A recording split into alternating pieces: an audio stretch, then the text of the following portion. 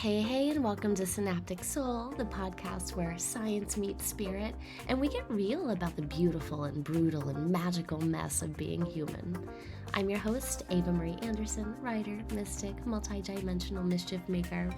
Quick disclaimer, you may hear the occasional snort, sigh, dramatic flop from my two French bulldogs, Rocky and Rambo. They're the soundtracks of my life, my soul companions, and honestly, the real stars of the show. Someday we'll dedicate a full episode to their role in my daily rituals, emotional healing, and wild spiritual life. But for now, just know that they're always close by, snoring their support. Let's dive in.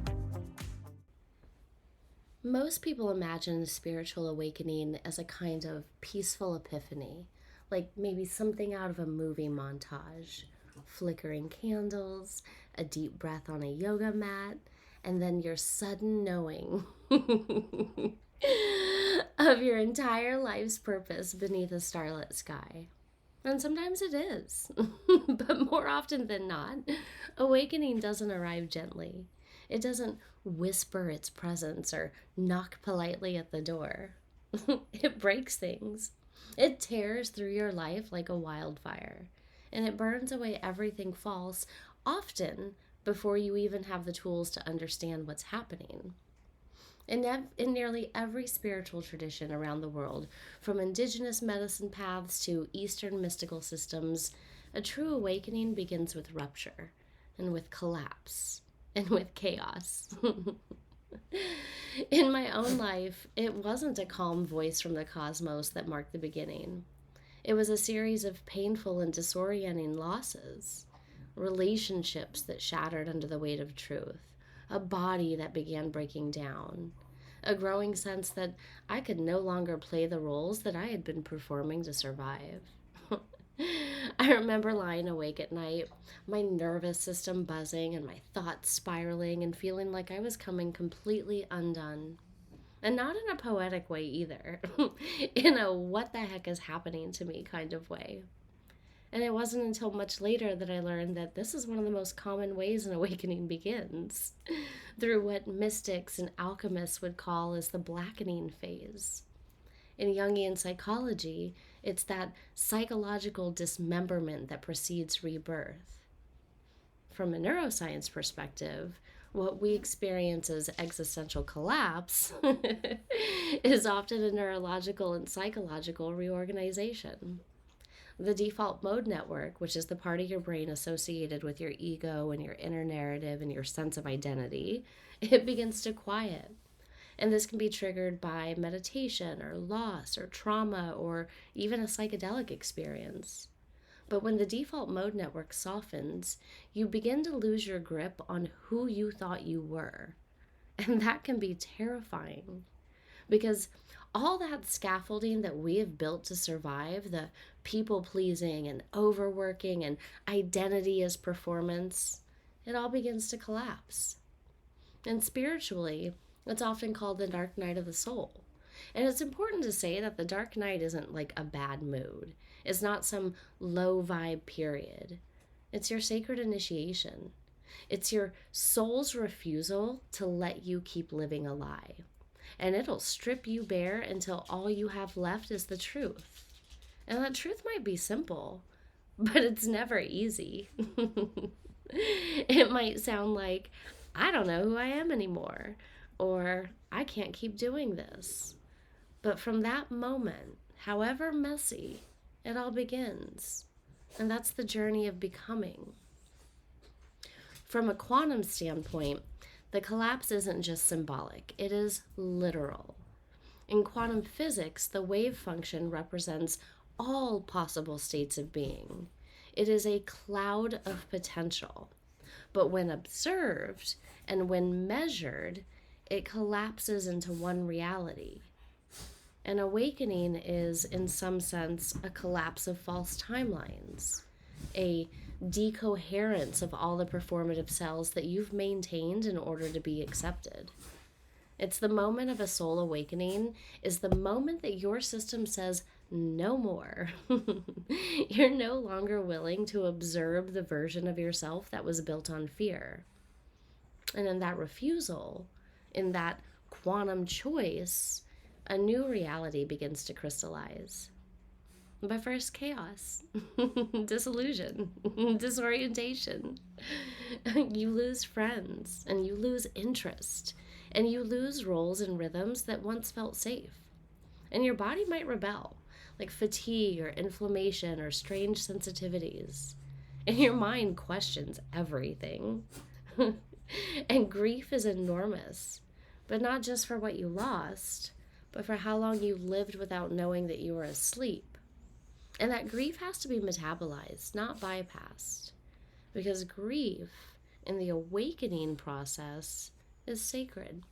It's the burning ground on which the next version of you will rise. And then here's where it gets even more quantum. According to the physicist David Bohm, reality is a holographic and implicate. It means that all the information of the whole is encoded into every part. So you don't just awaken to a new version of yourself. You awaken to the fact that you are the whole, that the cosmos isn't out there, it is in you, and that the collapse of the old self is also the remembrance of the self with a capital S. And that self has infinite access to all the wisdom in the world. And unfortunately, all that wisdom is first accessed through your pain. And pain in this context isn't a failure of spirituality. It low-key is spirituality. It's the soul's alarm system saying, you've outgrown this version of yourself. And then the awakening process isn't often about becoming somebody new. It's about shedding everything that isn't true. The roles and the masks and the timelines that you inherited instead of chose. And that shedding can look like falling apart, but in truth, you're not. You're not falling apart. You're falling inward into the deeper layers of who you've always been. This is why awakening often follows death. Death of a loved one, or a marriage, or a career, or a version of self. Because death is a great clarifier. It reveals what's essential, and it breaks the illusion of permanence. Awakening doesn't ask you to pretend that life is easy. It asks you to see everything as sacred, even when it's devastating. And probably even especially then. So if you're in the chaos right now, if you're losing people and losing clarity and losing your grip, let me tell you, this is not your failure. It's your invitation. This is your breakdown before breakthrough moment. And it's the anatomy of awakening beginning to pulse through your life. You're not going backwards. You're going deeper. This episode is brought to you in part by one of my most favorite humans on this spinning planet, Morgan Garza, and her book Soul Magic. If you've ever felt like your power was just waiting beneath the surface, or like there's something ancient and electric inside of you ready to be reclaimed, then this is the book that helps you remember. Soul Magic is not just a read, it is a summoning. It's filled with rituals and stories and the kind of grounded spiritual wisdom that doesn't talk at you, it talks with you. Morgan writes like a soul sister, a cosmic cheerleader, and a priestess all rolled into one. And it's a must-have for anyone on the path of awakening, reclaiming. So grab your copy at morgangarza.com or wherever books are sold, or bless someone else's journey and gift it. Because real magic's meant to be shared. That's Soul Magic by Morgan Garza. You'll feel it in your bones. So awakening doesn't descend like a single bolt of lightning. It unfurls itself slowly, layer by layer, kind of like the peeling of skin after a sunburn. It's tender, and it's raw, and it's impossible to reverse. Each layer demands a different kind of presence, a different kind of surrender. So what many people think of as a spiritual awakening is often the culmination of a series of inner revolutions that take place across your mind and your emotions and your body and your soul. And these aren't separate compartments of the self. They're just deeply entangled. They're like threads in a multidimensional web. Tugging on one pulls the others into motion. And the segment's not linear, it is a spiral staircase that most of us will cycle through multiple times, often more than once in the same year, week, and even day. An awakening isn't neat. The first is usually the mental awakening. It's that moment where your thoughts begin to feel unfamiliar. And it might arrive in the form of a sudden question, the kind that won't leave you alone. Like, I don't know, what if I've been wrong about everything that I believe in? You might find yourself staring out the window while driving, realizing that you have been repeating the same internal narrative for years. And it's not even yours. Like you inherited it from your mom or from the culture, from the collective. Mental awakening is what happens when the internal programming begins to glitch. It is the realization that your thoughts are not facts, and the stories that you tell yourself about who you are and what is possible were coded into you long before you had the chance to choose them.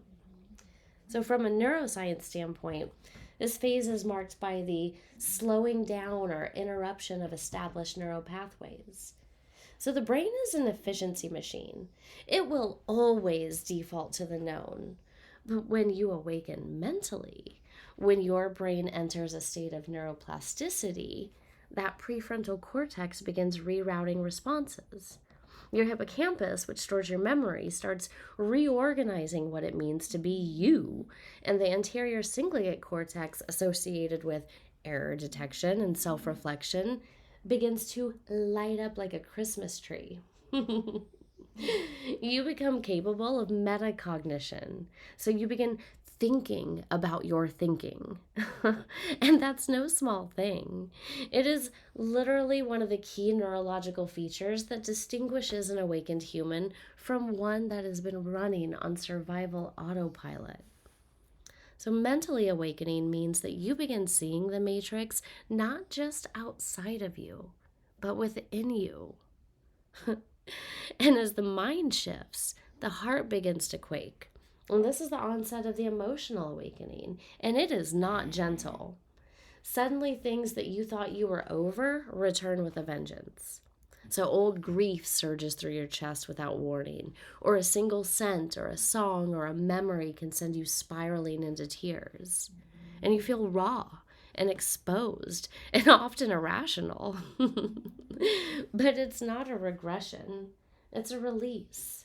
Your emotional body is the storage vault of everything the mind couldn't process. So for years, maybe even decades, you stuffed feelings into the shadow. Rage, loneliness, shame. And now those energies rise up not to destroy you, but to liberate you. So emotions are energy in motion. They're vibrational messengers designed to move through the body and not get stuck in it. An awakening requires that you actually finally listen to them. Psychologically, this layer is governed by the limbic system, particularly the amygdala and hypothalamus, which regulates emotion, memory, and stress response. So as repressed trauma rises, your body may go into temporary fight or flight mode. And it's not because you're in danger, but it's because you're finally safe enough to feel.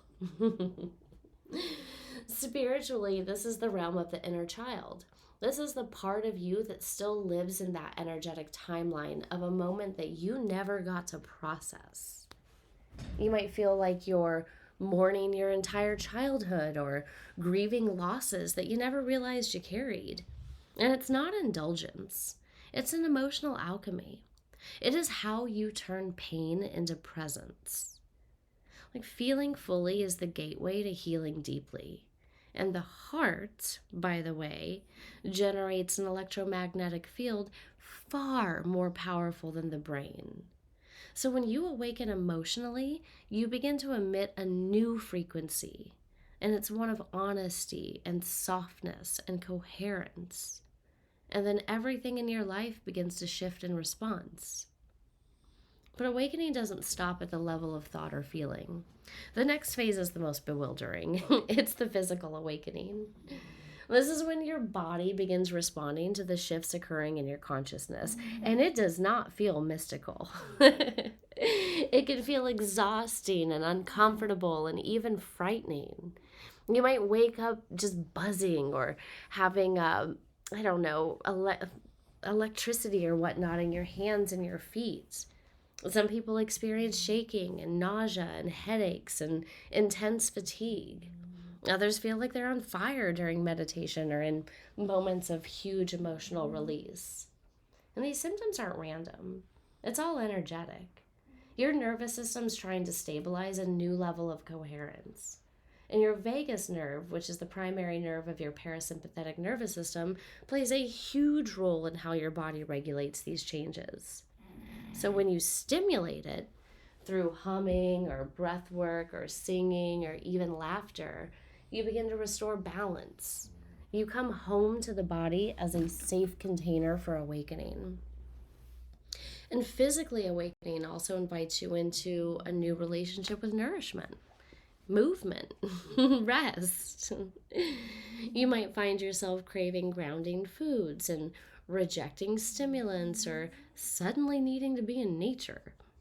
And you might find that certain environments feel abrasive or that your skin becomes hypersensitive. And it's not hypersensitivity in a pathological sense, it's just expanded sensory awareness. Your body's becoming more finely attuned to subtle energy, and this is an evolutionary advantage, which is not a weakness. There's a yogic model of Kundalini rising, which is a way to understand what's happening here. In that framework, the dormant energy at the base of the spine becomes activated and begins to rise through the chakras, which then clears the blockages and upgrades the nervous system. So whether you see this as symbolic or literal, the result is the same. Your body's no longer a passive shell. It literally becomes an oracle. And then at some point, often after navigating months or years of internal rewiring, you begin to feel it. It's that unmistakable shimmer of the spiritual awakening. It might come through as a dream so vivid that it feels like a past life. Or maybe it's just like a moment in nature where everything around you just pulses with consciousness. Maybe it's a sense of knowing that appears in your chest before your mind can even make sense of it. It's not the beginning of an awakening, though. It is the culmination of your willingness to dismantle everything else. And a spiritual awakening is the remembrance that you're not separate from Source. It's the realization that divinity is not above you or outside of you. It is encoded within your cells. It's not performative, it's embodied. Quantum physics calls this non-local consciousness. It's the idea that awareness is not confined to the body or the brain. So you are not a brain with a body. You are consciousness having a human experience, and you are entangled with the field of everything. It's the 0 point field, the place of infinite potential in quantum theory, and it mirrors the mystic's experience of the void, which is an ocean of possibility from which all form emerges. And as you spiritually awaken, you no longer see the world as linear or solid. You begin to experience life as symbolic and relational and multidimensional. Everything becomes a message. Every moment holds a mirror. And you realize that the world does not happen to you, it reflects through you. And this is also when you start to perceive time differently. It's the veil between dimensions thins, and you might feel connections to ancestors and guides and maybe even future versions of yourself. There's the many worlds interpretation of quantum theory that suggests that multiple realities are unfolding simultaneously. And a spiritual awakening allows you to glimpse these parallel lives, not just as concepts, but as like felt experiences. You begin to understand that past lives are not behind you, and future selves are not ahead of you. They're all now happening in an ever expanding spiral of consciousness. and you're at the point of convergence. Spiritual awakening is not the final layer, because there is no final layer. As soon as one aspect of you awakens, another aspect steps forward to be seen. And then the mind repatterns, and the heart opens deeper, and the body clears more, and then the soul expands again. It is a recursive journey. Each cycle reveals a more subtle frequency and a deeper level of truth.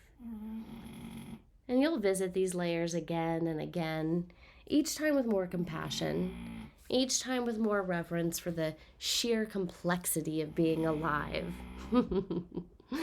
You're awake. You're woven into the quantum fabric of existence.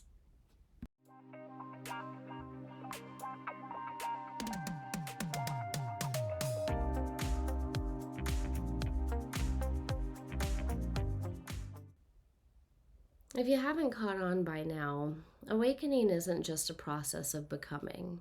It's the ritual of undoing. It's the death of identities that you didn't even know you were clinging to. It's the undoing of roles and masks and protections and illusions. But in that unraveling, you begin to meet the truth of who you are. But nobody talks enough about the brutality of it, the sacred violence of awakening. The part where your inner scaffolding collapses, nothing makes sense anymore. We use the phrase dark night of the soul so often in spiritual spaces, but few actually speak of its true depth. It's not just a hard week. It is a descent, a dismantling, a sacred disorientation. And it's often the very soil in which the most luminous forms of beauty begin to take root.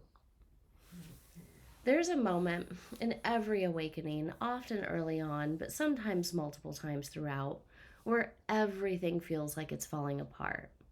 And not in the way that it does when you're just overwhelmed, but in the way that tells you that this isn't just emotional, this is existential. Like the relationships that used to ground you now begin to feel hollow. And the career that once made you feel accomplished now feels like a betrayal of your soul. And you stop relating to your routines, your surroundings, your own internal dialogue. It's like walking around in a life that no longer fits, in a skin that's too tight and a name that sounds foreign in your own mouth. It's the ego death. It's the collapse of the constructed self. And it's the version of you that was shaped to survive your family and your culture and your trauma.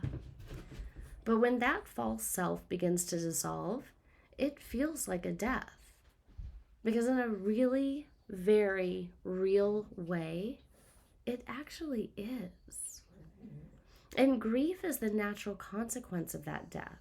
But it's not the kind of grief that comes with closure or a clean break. It's that kind of grief that hovers, and it drips, and it reopens itself over and over and over again. You grieve the person that you pretended to be. You grieve the years that you spent asleep. You grieve the times that you silenced your intuition just to be loved, or just to belong, or just to be safe. And that grief is sacred. From a psychological standpoint, it's the process of de-identification. It's the mind releasing the structures that it used to define itself. From a mythological standpoint, this is the journey of Inanna, the Sumerian goddess who descends into the underworld, stripping away one layer of identity after another until she stands naked before the void. And her story is your story. To awaken is to descend, to be undressed by your soul until all that's left is essence. During this phase, many people enter what could be described as a psychic liminal space. It's the void. It's the space between no longer, but not yet. You're not who you were, but the new self hasn't fully arrived. And this in-between phase is deeply uncomfortable, especially in a culture obsessed with productivity and certainty. But in the language of the nervous system, the void is essential. It's a parasympathetic reset. It's the space where true repair happens. Biologically, The body needs to rest after every major reorganization. Physiologically, or psychologically rather, the ego needs time to adjust to the loss of its own scaffolding. Spiritually, it's the cocoon. It's that pause before the wings form. But because we've been conditioned to associate stillness with failure, many people panic here. They try to rebuild too quickly or they go back to what they know. But the void isn't meant to be escaped, it's meant to be met because it usually holds something super profound. And that's the blueprint for what's next. So, from a quantum lens, the void mirrors what physicists refer to as the 0 point field. It's the energetic space where all potential exists, but nothing has yet been chosen. It is pure waveform, it's pre collapse, and this is where you are in this phase. You're alive in infinite possibilities, but you're not yet collapsed into a single reality. And so you feel aimless and lost and depressed. But it's only because you haven't chosen the next frequency yet. You're still recalibrating. You're releasing the residue of old timelines, and your intuition, which may go quiet in the void, it's not gone. It's just gestating. It's preparing to speak from a new level of consciousness. And the void's also where the nervous system repatterns. After prolonged stress or trauma, the nervous system often becomes stuck in hyperarousal, which is fight or flight, or hypoarousal, which is freeze or collapse. The awakening process brings awareness to these patterns. Like you start to recognize how often you have lived in survival and how little rest you've truly allowed.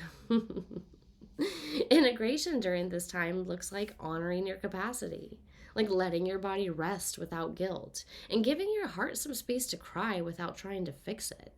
It's like letting the questions hang in the air without rushing toward an answer. It's nervous system resensitization. It's coming back to your body as a safe and sovereign space. And it's during this brutality, this unraveling, that something astonishing begins to happen. It's beauty. Unexpected beauty. And not the kind that comes from aesthetic alignment or spiritual posturing. It's the kind that emerges when you're so cracked to even pretend anymore. When your rawness becomes its own kind of power. Like you begin to notice how a stranger's smile can undo you, or how your own breath can bring you to tears, or how silence starts to feel sacred. And you cry not because you're broken, but because you're actually feeling again. You notice the birds singing. You love the scent of the rain. You begin to find reverence in the ordinary. And that's the soul's quiet return. I guess what's so stunning about this stage, though, is that the beauty doesn't come after the brutality. It emerges through it. That same breakdown that dissolves you is the very thing that made space for joy to be real. And the joy isn't naive. It's earned, and it's cellular, and it lives in the body like a song that you remembered from before you were even born. The nervous system that once flinched in fear now hums in resonance. The heart that once armored itself now pulses with permission. And you don't feel invincible, but you do feel sovereign. This is what it means to rise, not to escape pain, but to integrate it, to carry it like water, just fluid and flowing and no longer drowning you. In the ancient Egyptian mysteries, the goddess Ma'at was the keeper of truth and balance. And at the time of death, one's heart was weighed against a feather. Only those who had lightened their hearts through living in truth could pass on. And an awakening is this weighing. It's this self-reckoning. And the more truth you allow in, the lighter your heart becomes.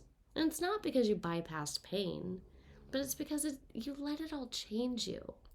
You begin to understand that beauty isn't in perfection. It's in presence. And brutality isn't punishment. It's purification. You're not awakening in spite of your pain, you're awakening through it. And so we spiral, and then we rise. This episode is supported in part by Sage App, aka the app that's basically a metaphysical multivitamin. It's like having a spiritual sanctuary in your pocket, minus the incense smoke in your purse. It's also where I host my new moon manifestation clubs, which, if you know, we go deep. So if you're ready to stop doom scrolling and start soul scrolling, download Sage in the App Store or Google Play and then step into a more intentional, magical version of your day. That's SAGED, like Sage, but with an app. Back to the episode. One of the hardest parts of awakening is that it often doesn't look the way that we expect it to. Like, there's no guidebook. There's no blinking sign in the sky. There's no clear moment when your soul gently whispers, "Congratulations, you are now spiritually evolving." In fact, many of the signs of an awakening feel like a breakdown. Like it's inconvenient and it's emotional and it's strange and you don't know what to call them. But once you have the language and once you recognize what's happening in your system, your field, and your perception, you begin to reclaim the process. And you begin to trust that you are not broken, but that you're becoming. Signs of an awakening show up differently for everyone because consciousness evolves through the unique architecture of your nervous system and your karmic blueprint and your energetic design. But there's patterns. There's markers that tend to appear across the board. And one of the most common early signs is a sudden intolerance for inauthenticity. It's the relationships and the environments and the conversations that you used to tolerate that now feel energetically repulsive. And it's not because you become judgmental, but because you become more attuned. So what once kept you comfortably numb now leaves a static buzz in your body. And your nervous system, now no longer surviving in fight or flight, starts to detect dissonance, and it'll no longer let you ignore it. And you might feel that your emotions intensify. Like you cry over commercials or rage at injustices that you once scrolled past. You feel moments of inexplicable euphoria followed by grief that seems to come out of nowhere. And from a scientific lens, this is your limbic system, the seat of your emotional processing, entering a new phase of responsiveness. It's no longer repressing or intellectualizing. It's moving. The amygdala in particular becomes highly activated during periods of transformation. And it's not emotional instability, it's an emotional recalibration. Your feelings are catching up to your consciousness. And they're asking to be honored, by the way, not fixed. And then come the energetic shifts. There are the sensations in the body that you've never had a language for. Maybe it's the tingling in the crown of your head, or heat rising up your spine, or pulsing in your hands or your feet, or maybe just a chill during a truth spoken out loud. And these sensations are not the sign of illness. It's the subtle body coming online. In a yogic tradition, these are the signs of prana or life force beginning to flow more freely through your energetic channels that correspond with your nervous system. You might feel fatigued. You might feel wired. You might feel both within the same hour. It's energetic repatterning, and it is sacred. And an awakening also invites you into a more symbolic relationship with reality. You begin to notice synchronicities and numbers repeating, or animals appearing, or songs echoing from something that you just thought. From a perspective of quantum entanglement, these synchronicities are not random. They're just the outward expression of the inner shift. So you're entangled with your environment, but then as your vibration changes, your external field reflects that back to you. And it's not superstition. It is resonance. It is coherence. It's your field reorganizing and then reality responding to the signal that you emit. And time begins to feel strange. Days stretch and collapse. You lose track of hours. You enter dream states more easily. And it's not disassociation. It's a shift in your brainwave dominance. You begin to spend more time in theta and gamma states, and those are associated with meditation and flow and nonlinear awareness. Theta is where that deep intuition and cellular memory lives. Gamma is the highest frequency of measurable brain activity, and it often accompanies like transcendent states of consciousness and heightened sensory perception. Your inner world becomes more vivid, and then your outer world becomes more malleable. And you might also feel drawn to solitude. And it's not because you're lonely, but it's because you're recalibrating. Like you start craving silence, not out of avoidance, but out of reverence. Social noise becomes too stimulating. Small talk feels unbearable. You begin to sense when someone's words are not aligned with their energy. And that sensitivity isn't a flaw, by the way, it is a feature. The mystics call it discernment. The modern nervous system calls it neuroception. It's the subconscious detection of safety or threat. And you are learning how to feel truth within your body. And it'll lead you out of illusion again and again and again. But yet, despite all of this, awakening it's still misunderstood. It's misunderstood both by those walking through it and by the world watching from the outside. And so let's clear some of the most damaging misconceptions. My favorite, awakening is love and light. It is not love and light, let me tell you. The truth is, awakening is grief, and it's rage, and it's silence, and it's surrender. And it is all of this before it becomes bliss. Like the light only reveals itself once the shadows have been named. And you're not doing it wrong because you feel pain. You're just doing it deeply. The next misconception, awakening is a one-time event.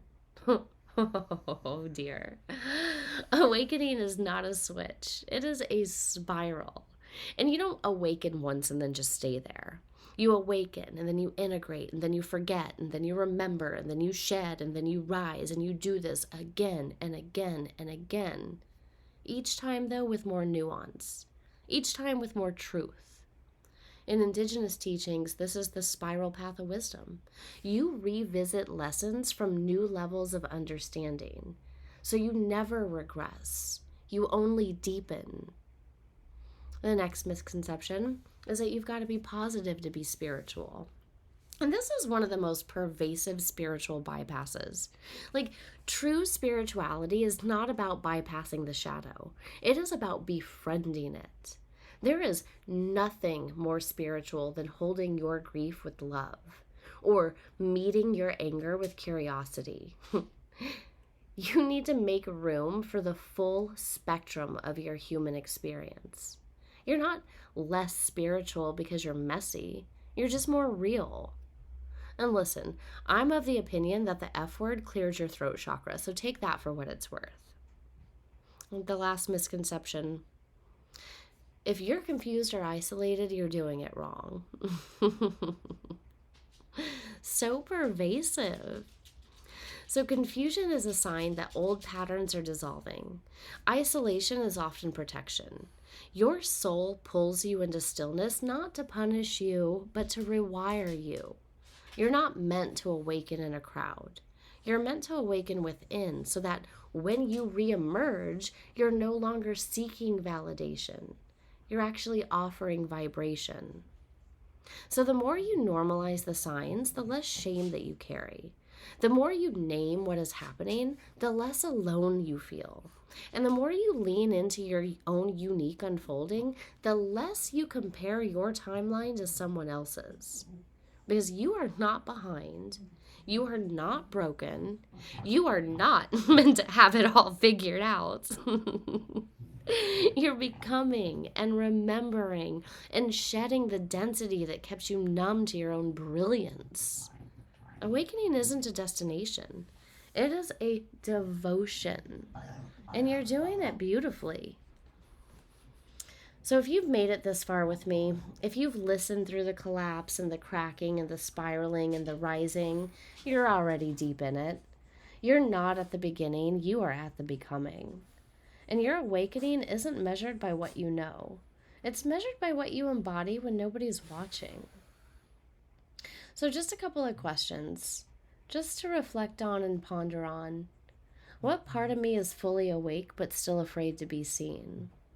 And what would it take to let my body and my voice and my life carry the truth in every single moment? So, think about it. Ponder these. Let it be a part of your integration. Let your awakening land. And until next time, keep walking the spiral, man. You're the circuit. You're the cosmos remembering itself, and you are never alone. If you loved this episode, be sure to hit that subscribe button and leave us a glowing review. It helps more beautiful souls like you find this space. Because your words matter, your energy ripples, and every review is like a little spell of support for the Synaptic Soul mission. So until next time, stay curious, stay cosmic, and keep waking the F up.